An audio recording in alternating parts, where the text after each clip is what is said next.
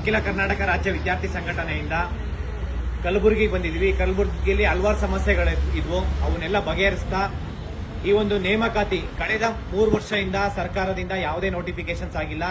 ನಮ್ಮ ರಾಜ್ಯದಲ್ಲಿ 43 ಇಲಾಖೆಯಿಂದ 2,84,000 ಖಾಲಿ ಹುದ್ದೆಗಳಿದ್ದಾವೆ. ಈ ಹುದ್ದೆಗಳನ್ನ ಸರ್ಕಾರ ಬಂದು ಒಂದೇ ವರ್ಷದಲ್ಲಿ 1 ಲಕ್ಷ ವೇಕೆನ್ಸಿ ಫಿಲ್ ಮಾಡ್ತೀನಿ ಅಂತ ಹೇಳಿದ್ರು. ಇಲ್ಲಿವರೆಗೂ 5,000 ವೇಕೆನ್ಸಿ ಫಿಲ್ ಆಗಿಲ್ಲ. ನಾವು ಸರ್ಕಾರಕ್ಕೆ ಈ ನಮ್ಮ ಹೋರಾಟದ ಮುಖಾಂತರ ಇದೇ ತಿಂಗಳು 24ನೇ ತಾರೀಕು ಧಾರವಾಡದಲ್ಲಿ ಹೋರಾಟ ಮಾಡ್ತಾ ಇದ್ದೀವಿ. ನೇಮಕಾತಿ ಮಾಡಿ ಅಂತ ಹೇಳ್ಬಿಟ್ಟು ಈ ಹಿಂದೆ ಹಲವಾರು ಬಾರಿ ಹೋರಾಟ ಮಾಡಿದೀವಿ. ಧಾರವಾಡ, ಬೆಂಗಳೂರು, ಬಿಜಾಪುರದಲ್ಲಿ ನಾವು ಈ ಒಂದು ಹೋರಾಟ ನೇಮಕಾತಿ ಮಾಡೋವರೆಗೂ ಯಾವುದೇ ಕಾರಣಕ್ಕೂ ಹೋರಾಟ ನಿಲ್ಸಲ್ಲ. ಇಲ್ಲಿ ಕಲಬುರಗಿಯಲ್ಲೂ ನಾವು ಧಾರವಾಡ ಆದ್ಮೇಲೆ ಕಲಬುರಗಿಯಲ್ಲಿ ಹೋರಾಟ ಮಾಡ್ತೀವಿ, ಅನಿರ್ದಿಷ್ಟಾವಧಿ ಹೋರಾಟ ಮಾಡ್ತೀವಿ. ಎಲ್ಲ ವಿದ್ಯಾರ್ಥಿಗಳಿಗೆ, ಧಾರವಾಡದಲ್ಲಿರೋ ಎಲ್ಲ ಆಸ್ಪಿರೆಂಟ್ಸ್ಗೆ, ಕಾಂಪಿಟೇಟಿವ್ ಆಸ್ಪಿರೆಂಟ್ಸ್ಗೆ ನಾನು ಮನವಿ ಮಾಡ್ಕೊಳೋದೇನಪ್ಪ ಅಂತಂದ್ರೆ, ಈ ಒಂದು ಹೋರಾಟ ಎಲ್ಲ ಯುವಕರು ಮತ್ತೆ ಎಲ್ಲ ಪೇರೆಂಟ್ಸ್ ಈ ಒಂದು ಹೋರಾಟಕ್ಕೆ ಭಾಗಿಯಾಗಬೇಕು.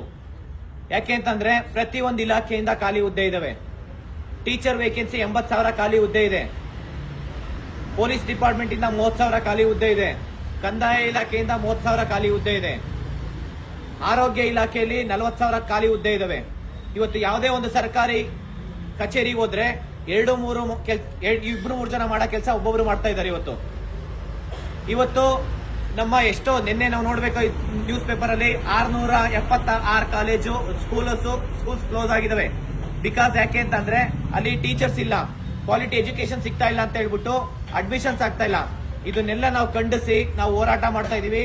ಎಲ್ಲ ಕಲಬುರಗಿಯಲ್ಲಿರೋ ಎಲ್ಲ ಆಸ್ಪಿರೆಂಟ್ಸ್ ಈ ಒಂದು ಹೋರಾಟಕ್ಕೆ ಭಾಗಿಯಾಗಲೇಬೇಕು. ಈ ಹೋರಾಟ ಯಶಸ್ವಿ ಆಗಬೇಕು. ಯಾಕೆಂದ್ರೆ ಇಲ್ಲಿ ಯಾರು ಶ್ರೀಮಂತರ ಮಕ್ಕಳು ಬಂದು ಓದ್ತಾ ಇಲ್ಲ, ಯಾರು ಬಿಸ್ನೆಸ್ ಮ್ಯಾನ್ ಮಕ್ಕಳು ಬಂದು ಓದ್ತಾ ಇಲ್ಲ, ಯಾವ ಮಿನಿಸ್ಟರ್ ಬಂದ್ ಮಕ್ಕಳು ಕಾಂಪಿಟೇಟಿವ್ ಎಕ್ಸಾಮ್ಸ್ಗೆ ಒಂದು ಸರ್ಕಾರಿ ಕೆಲಸ ಬೇಕು ಅಂತ ಓದ್ತಾ ಇಲ್ಲ. ಇಲ್ಲಿ ಓದ್ತಾ ಇರೋದೆಲ್ಲ ಬಡವರು, ಎಲ್ಲ ಹಿಂದುಳಿದ ಮಕ್ಕಳು, ಎಲ್ಲ ಗ್ರಾಮೀಣ ಪ್ರದೇಶದವರು. ದಯವಿಟ್ಟು ಇವರಿಗೆ ನ್ಯಾಯ ಸಿಗ್ಬೇಕಂತಂದ್ರೆ ಸರ್ಕಾರ ಈ ಕೂಡಲೇ ಇನ್ನು 15 ದಿನದೊಳಗಡೆ ನೇಮಕಾತಿ ಪ್ರಾರಂಭ ಮಾಡಿಲ್ಲ ಅಂತಂದ್ರೆ ಪ್ರತಿ ಜಿಲ್ಲಾ ಕಚೇರಿ ಮುಂದೆ ಎಲ್ಲ ಆಸ್ಪಿರೆಂಟ್ಸ್ ಅನಿರ್ದಿಷ್ಟಾವಧಿ ಹೋರಾಟ ಮಾಡ್ತೀವಿ. ನಾವು ಯಾವುದೇ ಕಾರಣಕ್ಕೂ ಬಿಡಲ್ಲ. ಸರ್ಕಾರಕ್ಕೆ ಇದು ಎಚ್ಚರಿಕೆ. ಯಾಕೆಂದ್ರೆ ಕಳೆದ ಬಾರಿ ಧಾರವಾಡದಲ್ಲಿ ನಾವು ಹೋರಾಟ ಮಾಡಿದಾಗ 50,000-60,000 ಜನ ವಿದ್ಯಾರ್ಥಿಗಳು ಸೇರಿದೀವಿ. ಬಿಜಾಪುರದಲ್ಲಿ ಹೋರಾಟ ಮಾಡಿದೀವಿ. ಮಾನ್ಯ ಮುಖ್ಯಮಂತ್ರಿ ಸಿದ್ದರಾಮಯ್ಯ ಸರ್ಗೆ ಭೇಟಿ ಮಾಡಿದಾದ್ಮೇಲೆ ನೀವು 5 ವರ್ಷ ವಯೋಮಿತಿ ಅಷ್ಟೇ ಕೊಟ್ಟಿದ್ದೀರಾ. ಈ ಕೂಡಲೇ ರೆಕ್ರೂಟ್ಮೆಂಟ್ ಮಾಡ್ತೀನಿ ಅಂತ ಹೇಳಿದ್ರಿ, ಆದ್ರೆ ಇಲ್ಲಿವರೆಗೂ ಮಾಡಿಲ್ಲ. ನಾನು ಸರ್ಕಾರಕ್ಕೆ ಮನವಿ ಮಾಡ್ಕೊಂತೀನಿ, ನೀವು ಕೋರ್ಟ್ ಮೇಲೆ ಹೇಳಂತ ಅವಶ್ಯಕತೆನೇ ಇಲ್ಲ. ಇದು ಯಾವುದೇ ಬಿಲ್ ಪಾಸ್ ಮಾಡಿ ಆಕ್ಟ್ ಮಾಡೋಂತ ಜವಾಬ್ದಾರಿ ಸರ್ಕಾರ ಲೆಜಿಸ್ಲೇಟಿವ್ ಕೊಟ್ಟಿದೀವಿ. ಅದನ್ನ ನಾವು ಕೊಟ್ಟಿರೋದು. ನಿಮ್ಮ ಅಧಿಕಾರ ಯಾವಾಗ ಬೇಕಾ ಕಿತ್ಕೊಳ್ಳೋ ಅಧಿಕಾರ ನಮಗಿದೆ. ಅಧಿಕಾರ ಕಿತ್ಕೊಳ್ಳೋದು ನಾವೇ, ಕೊಡೋದು ನಾವೇ. ಅರ್ಥ ಮಾಡ್ಕೊಳ್ಳಿ. ದಯವಿಟ್ಟು ಎಲ್ಲ ಮಿನಿಸ್ಟರ್ಸ್ ಇರ್ಬೋದು, MLA ಇರ್ಬೋದು, ಸರ್ಕಾರ ಈ ಕೂಡಲೇ ಎಚ್ಚೆತ್ಕೊಂಡು ಈ ಯುವಕರಿಗೆ ಸುಮಾರು 15-20 ಲಕ್ಷ ಜನ ಆಸ್ಪಿರೆಂಟ್ಸ್ ಇದ್ದಾರೆ ಕರ್ನಾಟಕದಲ್ಲಿ. ಇವರಿಗೆ ನ್ಯಾಯ ಕೊಡೋವರೆಗೂ ನಾವು ಯಾವುದೇ ಕಾರಣಕ್ಕೂ ಬಿಡಲ್ಲ. ಈ ಒಂದು ಹೋರಾಟ ಅನಿರ್ದಿಷ್ಟಾವಧಿ ಹೋರಾಟ ಆಗುತ್ತೆ. ಪ್ರತಿ ಒಂದು ಜಿಲ್ಲೆಯಲ್ಲೂ ಸರ್ಕಾರ ಎಚ್ಚೆತ್ಕೊಬೇಕು. ನಾವು ನೆಕ್ಸ್ಟ್ ZP ಎಲೆಕ್ಷನ್ ಇರ್ಬೋದು, TP ಎಲೆಕ್ಷನ್ ಇರ್ಬೋದು, GBA ಎಲೆಕ್ಷನ್ ಇರ್ಬೋದು, ಗ್ರಾಮ ಪಂಚಾಯತಿ ಎಲೆಕ್ಷನ್ ಇರ್ಬೋದು, ಮತ್ತೆ MLC ಎಲೆಕ್ಷನ್ ಇರ್ಬೋದು, ಪ್ರತಿ ಒಂದು ಎಲೆಕ್ಷನ್ ನಾವು ಬೈಕಾಟ್ ಮಾಡ್ತೀವಿ. ಯುವಕರು ಯಾವುದೇ ಕಾರಣಕ್ಕೂ ವೋಟ್ ಹಾಕಲ್ಲ. ನಿಮಗೆ ವೋಟ್ ಹಾಕ್ಬೇಕು ಅಂತ ಅಂದ್ರೆ ನೀವೇನ್ ಪ್ರಾಮಿಸ್ ಮಾಡಿದಿರಿ ಅದನ್ನ ಫುಲ್ಫಿಲ್ ಮಾಡಿ.